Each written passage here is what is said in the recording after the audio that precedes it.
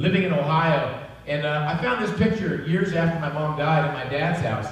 And there's my mother. It's August 15th. It's the Feast of the Assumption. And I have to tell you, my feast days were Ohio State, Michigan football. I went to Ohio State University. In fact, I'm leaving here. If I have to leave a little bit early, I coach my son's football. We're 4-0 with the Buckeyes. So I play over in Tahoe, Texas.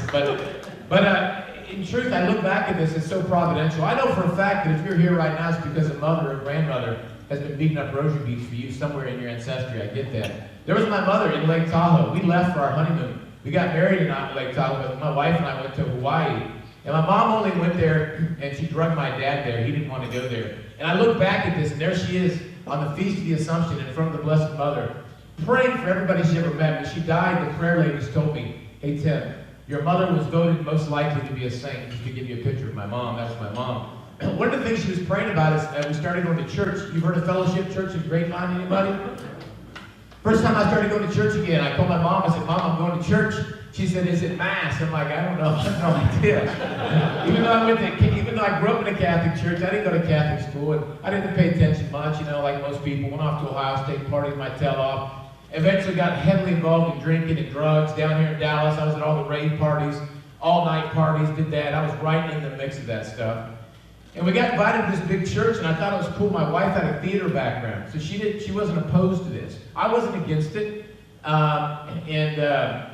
My mom said, "Well, I need to introduce you to somebody." So she introduced me to this guy, Grod.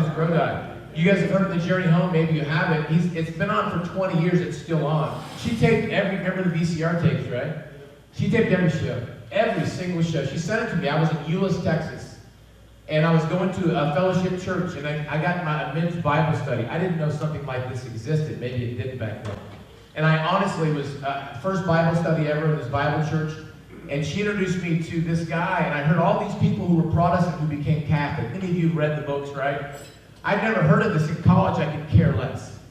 But at this time, in '99, when I was going to fellowship church, I wanted to make sure Christianity was true, so I went on a factual, evidential, quest for truth.